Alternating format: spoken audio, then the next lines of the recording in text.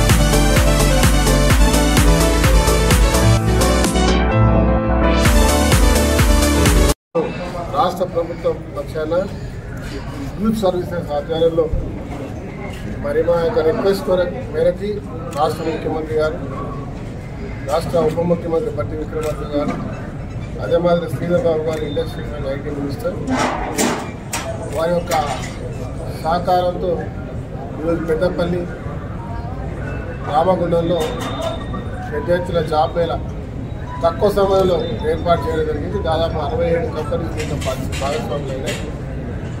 5,000 ఉద్యోగాలకు అవకాశం ఉన్నటువంటి 10th క్లాస్ నుంచి ఇంజనీర్, ఎంబీఏ గ్రాడ్యుయేట్స్ వరకు అన్ని కూడా దీనిలో ఇమ్మీడియట్గా ఇచ్చేటువంటి దాదాపు 1000 ఉద్యోగాలు ఉన్నాయి. ప్రతిమై ఇంకో సెకండ్ ఇంటర్వ్యూస్ ఉంటాయి వాళ్ళకి. అవన్నీ కూడా టాలెంట్ ఉన్న వాళ్ళందరూ కూడా ఇచ్చేటువంటి కార్యక్రమం. ఇలాంటి అనేక కార్యక్రమాలు ఈ ప్రభుత్వం వచ్చిన రోజు నుంచి ఉద్యోగ కల్పన కల్పిస్తామని చెప్పిన మాట నెరవేరాలి. మరి ప్రభుత్వ ఉద్యోగాలే కాదు, వాళ్ళ కార్పొరేట్ సంస్థ ప్రభుత్వ ఉద్యోగం కంటే అత్యున్నతమైన స్థాయిలో ఉన్నాయి కాబట్టి దాంట్లో కూడా అవకాశాలు కలిగించాలి. మన ప్రాంతాల్లో ఉన్నటువంటి యువతకు ఎవరైతే ఇంటర్వ్యూస్కి పోలేని వాళ్ళు లేదా ట్రావెల్ చేయలేనటువంటి పరిస్థితి లేనటువంటి వాళ్ళు ఇబ్బందులు పడకుండా ఎక్కడి ప్రాంతాల్లో అక్కడనే ఇలాంటి క్యాంప్స్ ఏర్పాటు చేసే అవకాశాన్ని మాకు ఇవ్వడం జరుగుతుంది. దీన్ని పూర్తి స్థాయిలో మీడియా మిత్రులు కోరుతాను. మీ ద్వారా ఈ ప్రాంతంలో ఉన్నటువంటి చదువుకున్నటువంటి విద్యార్థులు నిరుద్యోగులు ఎవరైతే ఉన్నారో దీంట్లో పూర్తి స్థాయిలో భాగస్వామ్యం వాళ్ళు ఖచ్చితంగా ఈ అవకాశాన్ని వాడుకోవాలని చెప్తాను. ఇలాంటి కార్యక్రమాలు ప్రతి 3 నెలలకు ఒకసారి చేస్తాం. దీంతో పాటు పెద్ద ఎత్తున ఇక్కడ స్కిల్ డెవలప్మెంట్ కార్యక్రమాలు చేస్తాము. సింగరేణి సహకారంతో ప్రభుత్వం ద్వారా ఇప్పటికే ఒక భవనాన్ని ఏర్పాటు చేసుకొని దాన్ని పూర్తిగా రెనోవేట్ చేస్తా ఉన్నాం. తెలంగాణ డోర్లో స్కూల్లో దాదాపు 2.5 కోట్లు దాంట్లో వెచ్చించి దాన్ని పూర్తిగా రెనోవేట్ చేస్తా ఉన్నాం. దాంట్లో కొత్త టెక్నాలజీకి సంబంధించినటువంటి అన్ని సబ్జెక్ట్స్ తీసుకొచ్చి అవి ట్రైనింగ్ ఇచ్చి ఉద్యోగ అవకాశాలు అక్కడ కూడా క్యాంప్స్ తీసుకొచ్చి వారికి అక్కడ ఉద్యోగాలు ఇప్పించేటువంటి కార్యక్రమం.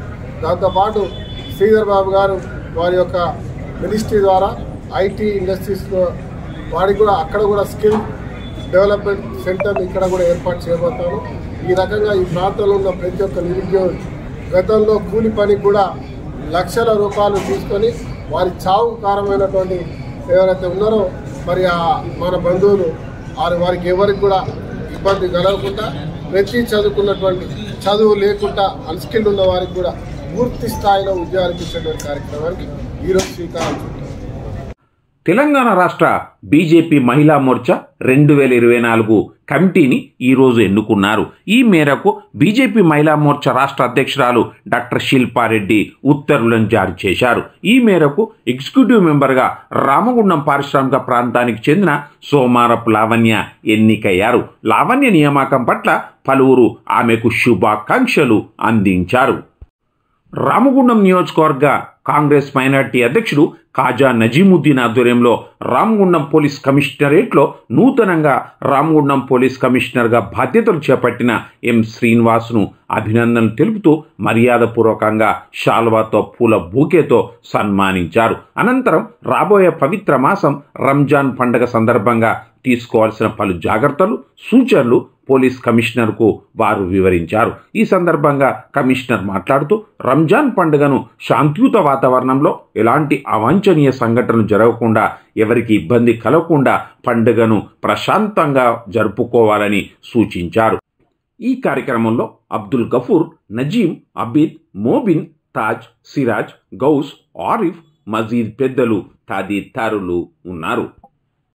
సిపిఎంఎల్ న్యూ డెమోక్రసీ కేంద్ర కమిటీ సభ్యుడు, ఉమ్మడి ఆంధ్రప్రదేశ్ రాష్ట్ర కార్యదర్శి రాయల సుభాష్ చంద్రబోస్ అలియాస్ రవణ 8వ వర్ధంతి సందర్భంగా గోదావరికని ఐఎఫ్టి కార్యాలయంలో సిపిఎంఎల్ న్యూ డెమోక్రసీ ఆధ్వర్యంలో ఆయన చిత్రపటానికి పూల మాలలు వేసి ఘనంగా నివాళులు అర్పించారు.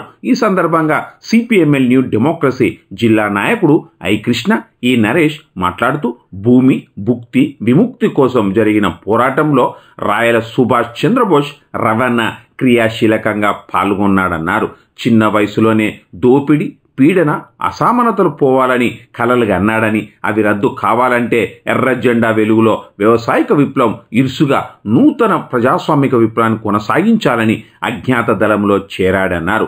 అనేక నిర్బంధాలను, దాడులను, ఎన్కౌంటర్లను ఎదుర్కొని నమ్మిన సిద్ధాంతం కోసం కడవరకు విప్లవ కమ్యూనిస్టు నాయకుడిగా జీవించాడన్నాడు. భారత విప్లవోద్యమంలో రవణ పాత్రను మర్వలేనిదన్నారు. ఈ కార్యక్రమంలో నాయకులు బత్కుల రాజన్న, సిహెచ్ అభిజ్ఞగో, ఎడ్ల రవికుమార్, ఐ సాంబయ్య, సొన్నాయిల శివకుమార్, జనగామ రాజన్న, కాసర్ల మల్లేష్, కాసర్ల మల్లేశం, ఏ శ్రీనివాస్ తదితరులు ఉన్నారు. ఇంతటితో గాంధీగిరి వార్తలు సమాప్తం. నమస్కారం.